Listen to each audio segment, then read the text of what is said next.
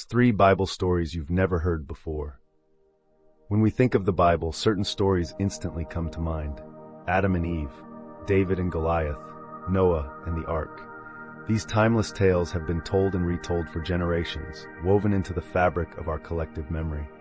But what if I told you the Bible is full of hidden gems, stories that are just as dramatic, just as profound, and just as meaningful, yet often overlooked? These stories aren't just fascinating.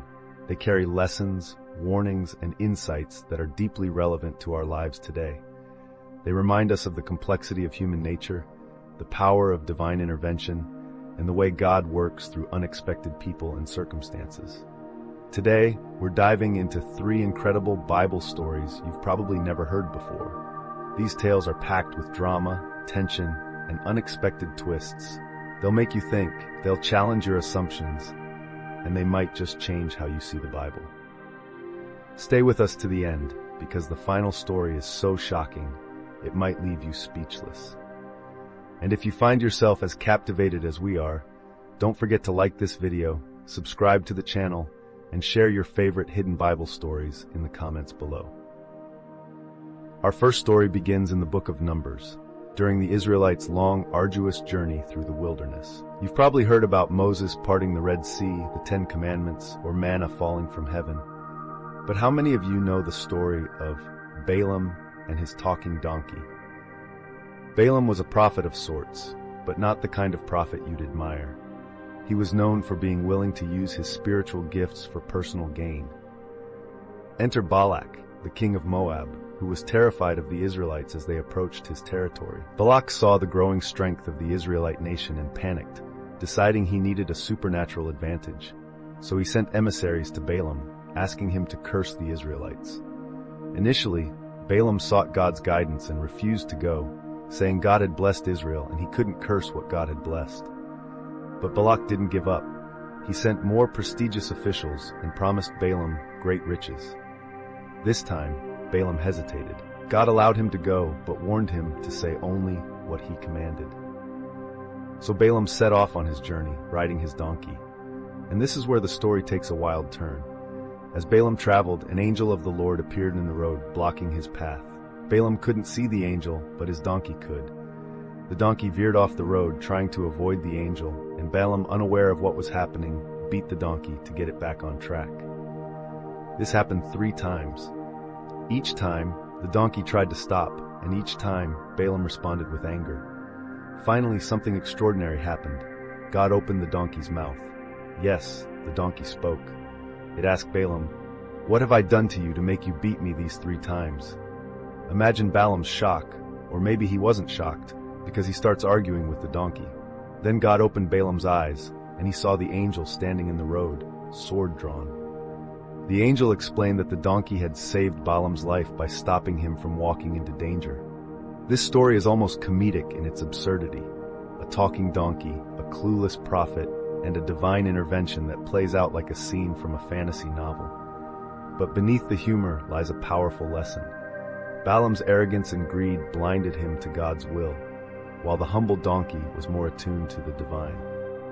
It's a reminder to pay attention to the donkeys in our lives, the unexpected people or circumstances that might be trying to steer us back onto the right path. Sometimes it's the least likely source that holds the greatest wisdom. Our second story is one of bravery, betrayal, and divine justice.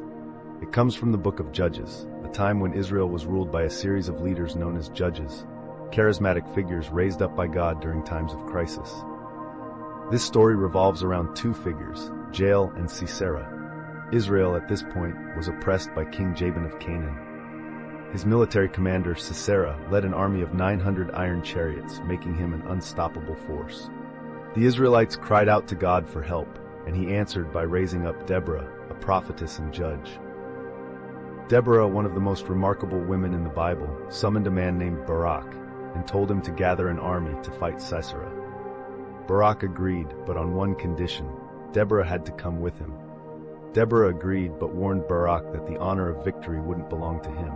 Instead, Sisera would be delivered into the hands of a woman. The battle unfolded as Deborah prophesied. God threw Sisera's army into disarray, and the Israelites triumphed. But Sisera himself fled on foot, seeking refuge in the tent of Jael, a woman whose family had a neutral alliance with his king. Jael welcomed Sisera warmly, offering him a place to rest and a drink of milk. Exhausted from the battle, Sisera fell into a deep sleep, thinking he was safe. But as he slept, Jael took a tent peg and a hammer and drove the peg through his temple, killing him instantly. When Barak arrived in pursuit, Jael calmly showed him Sisera's lifeless body, fulfilling Deborah's prophecy.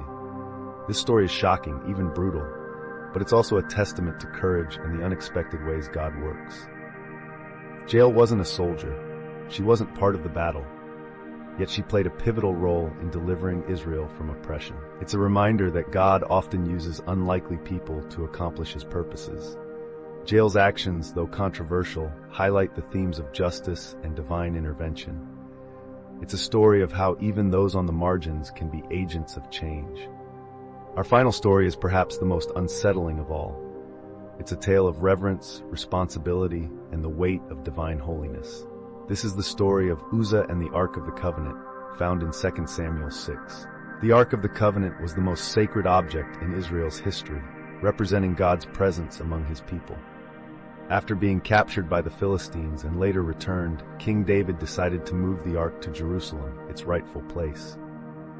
The journey began with great celebration, music, dancing, and offerings to God. But the Ark was being transported on a cart, which was against God's instructions. According to the law, the Ark was to be carried on poles by the Levites. As the cart rolled along, the oxen stumbled and the Ark began to tip. Uzzah, one of the men guiding the cart, instinctively reached out to steady it. The moment he touched the Ark, he was struck dead by God. The celebration turned to shock and fear.